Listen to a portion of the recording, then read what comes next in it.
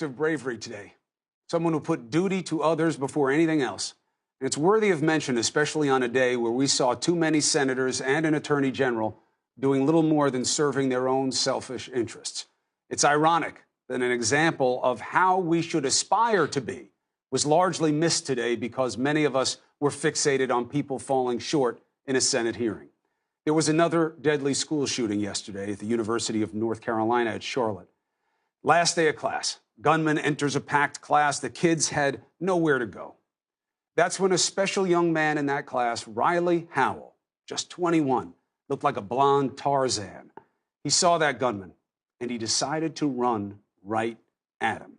Knocked him down, led to his capture. The move, police say, saves so many lives. But the move also cost Riley his own life. You're either going to run, you're going to hide and shield, or you're going to take the fight to the assailant. Having no place to run and hide, he did the last.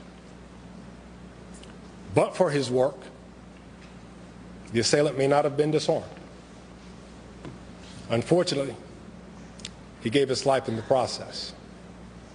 But his sacrifice saved lives. Sacrifice. Literally a holy act.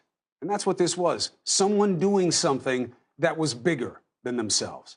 We all wonder what we would do in a moment like that, and it's hard to imagine, but not for Riley's family. They say this is who he was. A young man who looked out for his young siblings and cousins, who idolized first responders, and was torn between college and volunteering for the military. He has always wanted to serve. And it was a logical thing for him to go towards the shooter to take care of everybody else. And that is the hero, and that's the way he would have wanted to go. It's his aunt on the phone there, her voice steady, calm in the midst of drama, just like her nephew Riley.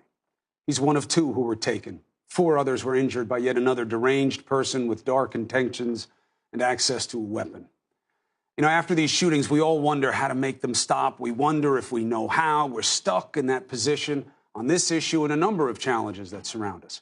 Riley should be a reminder of what true resolve looks like. You see a problem, you go right at it. His literal manifestation of what is merely a metaphor for the rest of us is proof that if something means enough to you, you can make it happen. Riley had to know what was likely when he ran at a gunman who could see him coming too. And yet he did it. Whether or not he made a calculation or a spontaneous move, maybe he thought about it at all.